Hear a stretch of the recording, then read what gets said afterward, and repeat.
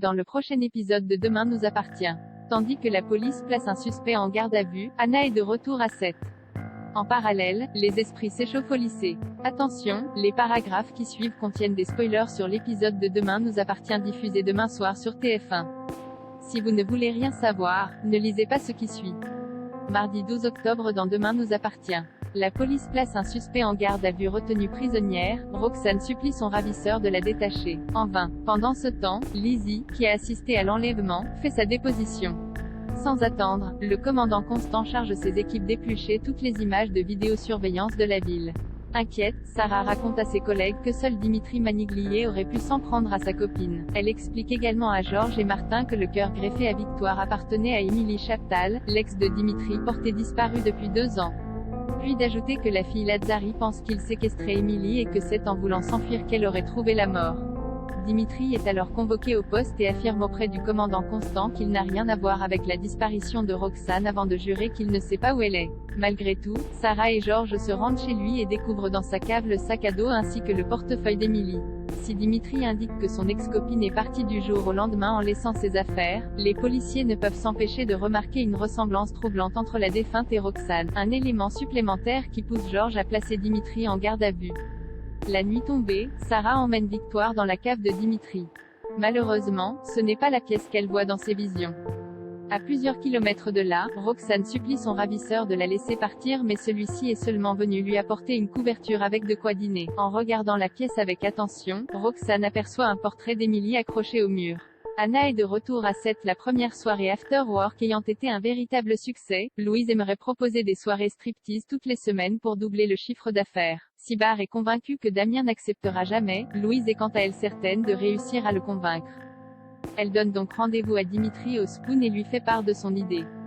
Comme il refuse, la mère de famille le flatte sur son physique mais rien n'y fait. Une attitude qui ne plaît pas à Bar qui se montre un tantinet jaloux. Louise lui présente ses excuses et assure que le policier n'est pas du tout son style avant de lui dire combien elle l'aime. Plus tard, Louise reçoit un message de Damien qui a changé d'avis et accepte de faire un nouveau striptease le soir même pour se changer les idées. Le soir venu, Damien fait son show dans une tenue de policier lorsque Martin et Karim débarquent au Spoon. Tandis que le commandant lui rappelle que c'est illégal, Damien se confond en excuses. De son côté, Karim jure de le prendre en photo et de les placarder dans tout le commissariat. Quelques instants après, Karim regarde avec tendresse un couple s'embrasser au bar et ne peut s'empêcher de penser à Anna qui lui manque beaucoup. Rentrée plus tôt de son reportage en Afrique, la journaliste débarque alors au Spoon pour lui faire la surprise. Très heureux de se retrouver, la couple s'embrasse tendrement. Les esprits s'échauffent au lycée après avoir pris le temps de réfléchir aux revendications d'Angie. François offre à tous les élèves qui le souhaitent de faire un exposé sur l'auteur de leur choix. Comme cela ne plaît pas à l'adolescente, le professeur fait remarquer qu'il n'a malheureusement pas la liberté de changer le programme. Toutefois, Angie refuse de faire un exerce sur un auteur marginalisé par une société hypocrite et raciste juste pour lui donner bonne conscience.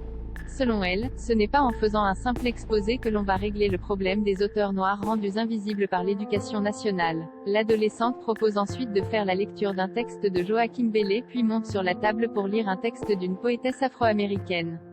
Tandis que François lui ordonne de redescendre immédiatement, certains élèves emboîtent le pas de leurs camarades et l'applaudissent. Par la suite, Angie est convoquée dans le bureau de la proviseure et écope de 10 heures de colle pour avoir pris sa classe en otage. Une punition qui n'est pas du goût de la jeune femme qui se demande si c'est parce qu'elle n'est pas assez couleur locale, ou si c'est parce qu'elle dénonce le programme qu'elle est aussi sévère avec elle.